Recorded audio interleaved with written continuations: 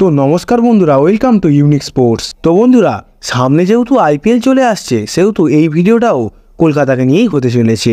আর তোমরা চ্যানেলের পাশে থাকো, কারণ আইপিএল এসে যাচ্ছে। তো আমি এখন প্রতিদিনই প্রায় ভিডিও আপলোড করব, তা চ্যানেলটাকে সাবস্ক্রাইব করে নিও। তো বন্ধুরা, আইপিএল যেহেতু এসে যাচ্ছে, সেহেতু কলকাতাকে নিয়ে আরও অন্যান্য টিমদের নিয়ে নানা নিউজ বেরিয়ে আসছে। তোমাদেরকে কলকাতার সম্বন্ধে কিছু গুরুত্বপূর্ণ আপডেট জানাই। তার পাশাপাশি সিএসকে নিয়েও একটা গুরুত্বপূর্ণ আপডেট তোমাদেরকে দেওয়ার আছে। তো ভিডিওটা স্কিপ না করে পুরোটা দেখার চেষ্টা করবে, তবেই সবটা জানতে পারবে। তো বন্ধুরা, গতকাল কলকাতার ক্যাম্পে নীতিশ রানা, রিঙ্কু সিং এর সাথে অনুকূল রয়, চেতন সাকারিয়া, বৈভব আরোরা, সুভাষ শর্মা এনারা সব যোগদান করে দিয়েছেন। তারা কলকাতার ক্যাম্পে জোরদারভাবে প্র্যাকটিসও শুরু করে দিয়েছে। তোমাদের বলে রাখি, কলকাতার কোচ যেমন প্র্যাকটিস করাতে চাইছিলেন ঠিক তেমনই প্র্যাকটিস হয়েছে।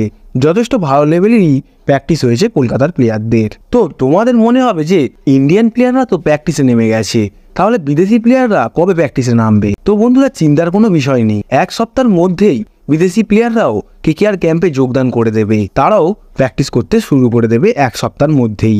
আর এই প্র্যাকটিস সংক্রান্ত কোনো আপডেট এলে তোমাদেরকে জানিয়ে দেবো। পরবর্তী আপডেটটা গৌতম গম্ভীরকে নিয়ে। তো বন্ধুরা, কলকাতার নতুন মেন্টর গৌতম গম্ভীর আগের দিন এক মেসেজের মাধ্যমে জানান যে তিনি তার পলিটিক্সের যেই পদে ছিলেন সেই পদ থেকে পদত্যাগ করে দিয়েছেন। কারণ বন্ধুরা, সামনে ভোটও রয়েছে আর খেলাও রয়েছে। তো ভোটের চাপ তো অনেকটাই থাকবে, তার পাশাপাশি আবার খেলারও চাপ। সেই কারণেই খেলাটাকে প্রাধান্য দিতে গিয়ে তিনি পলিটিক্সটাকে ছেড়ে দিয়েছেন। তো বন্ধুরা, তার পদক্ষেপ দেখেই বোঝা যাচ্ছে তার কাছে সবার উপরে রয়েছে খেলা। আর বন্ধুরা, তিনি কেকেআরকে যথেষ্ট ভালোবাসেন, সেটা তো আমরা সকলেই জানি। আর তিনি ফ্যানদের নিরাশ করতে চাইছেন না এই সিজনে। কেকেআর ফ্যানদের তিনি আশ্বাসও অনেকবার দিয়েছেন যে কেকেআরকে তিনি এক নতুন টিমে পরিণত করতে চলেছে এই আইপিএলে।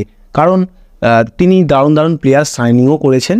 আর আশা রাখা যায় যে কেকেআর গৌতম গম্ভীরের অধীনে এই সিজনে সবচেয়ে ভালো পারফরমেন্স করবে। তো এই পদক্ষেপের মাধ্যমেই বোঝা যাচ্ছে যে তার কাছে খেলাটা কতটা গুরুত্বপূর্ণ এবং তার প্রায়োরিটি লিস্টে খেলাটা কতটা উপরে রয়েছে।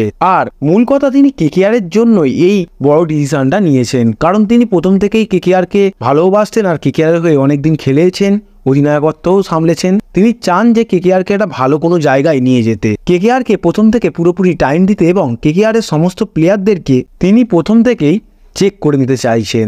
তাছাড়াও যদি তিনি থাকেন, কলকাতার প্লেয়াররা তার সাথে থেকে তাদের এক্সপিরিয়েন্সটাও অনেকটাই বাড়বে, কারণ গম্ভীরের একটা অভিজ্ঞতা তো রয়েছে। তো বন্ধুরা, তোমাদেরকে পরবর্তী আপডেটটা মুজিবুর রহমানকে নিয়ে জানাই। তো বন্ধুরা, মুজিবুর রহমান নাকি চোট পেয়েছেন। যা খবর পাওয়া যাচ্ছে যে তার নাকি চোট লেগেছে, কিন্তু চোটটা কতটা গুরুতর তা এখনো খবর পাওয়া যায়নি। এরা নিয়ে কোনো আপডেট বেরিয়ে এলে তোমাদেরকে নিশ্চয়ই জানিয়ে দেবো। পরবর্তী আপডেটটা ইন্ডিয়া টিমের নতুন ইয়াংস্টার তারকা সরফরাজ খানকে নিয়ে। তো বন্ধুরা, তোমরা সকলেই জানবে যে সরফরাজ খানকে নিতে চাইছিল কলকাতা দল, আর কলকাতা বাদ দিয়ে সরফরাজ খানকে সিএসকেও নিতে চাইছিল। আর বন্ধুরা, সিএসকে থেকে অনেকটা বেশি পরিমাণের টাকায় কলকাতা দল অফার করেছিল। আর যদি তিনি কলকাতার টিমে আসতো তাহলে তিনি অনেকটাই গেম টাইম পেত। আর বন্ধুরা দেখো, সবার প্রথমে তোমাদেরকে জানতে হবে যে কলকাতার কাছে ইন্ডিয়ান কিপার ব্যাটসম্যান কে রয়েছে। তো তোমরা সকলেই জানবে যে শিকার ভারত রয়েছে। আর যদি সরফরাজ খান কলকাতার টিমে আসতো, তখন কলকাতা দল তাকে উইকেট কিপার হিসাবে চুজ করতো। আর সরফরাজ খান আর শিকার ভারতের মধ্যে বললে সরফরাজ খানই কলকাতার first choice keeper plus batsman হতো। কিন্তু বন্ধুরা, এখন সরফরাজ খান কি করবেন সেটা একটা দেখার বিষয়। তো সরফরাজ খানকে নিয়ে কোনো আপডেট বেরিয়ে এলে তোমাদেরকে জানিয়ে দেবো। আর একটা বিগ নিউজ বেরিয়ে আসছে চেন্নাই টিমকে নিয়ে। চেন্নাই টিমে টপ ওপেনার ডেভিন কনওয়ে তিনি নাকি আইপিএল থেকে রুলড আউট হয়ে গেছেন। আর এটা পুরোপুরি কনফার্ম নিউজ। আমরা সকলেই জানি যে ডেভিন কনওয়ে চেন্নাইয়ের জন্য কতটা গুরুত্বপূর্ণ একটা প্লেয়ার ছিল। কারণ বন্ধুরা, আগের সিজনে আমরা দেখেছি ডেভিন কনওয়ে আর ঋতুরাজের জুটিটা চেন্নাইকে অন্যান্য টিমের থেকে অনেকটাই এগিয়ে রেখেছিল। ডেভিন কনওয়ে ছিটকে যাওয়ায় চেন্নাইয়ের কাছে একটা দুঃখের বিষয় হয়ে দাঁড়িয়েছে। তো বন্ধুরা, এতটুকুই আপডেট পাওয়া গেছে। আর বন্ধুরা, যা খবর পাওয়া যাচ্ছে, চেন্নাই ডেভিন কনওয়ের বিকল্প প্লেয়ার হিসাবে ফিল সল্টের সাথে কথাবার্তা চালাচ্ছে। এই প্লেয়ারটির সম্বন্ধে আর কি বলি, যদি এই প্লেয়ারটিকে চেন্নাই নেয় তাহলে খুবই একটা ভালো সাইনিং হবে। আর এই নিউজটা পুরোপুরি কনফার্ম নয়, যেটা সত্যিকারেরই নানান ইউটিউব চ্যানেল বলো, নানান রিউমার হিসাবেই আসছে। এই কথাটা পুরোপুরি কনফার্ম এখনো জানা যায়নি। কনফার্ম জানা গেলে তোমাদেরকে জানিয়ে দেবো, বাট বিষয়টা এখনো কনফার্ম নয়। তো বন্ধুরা, আজকের ভিডিওটা এতটুকুই। ভালো লাগলে লাইক করো, আর চ্যানেলে নতুন হলে চ্যানেলটিকে সাবস্ক্রাইব করে নাও।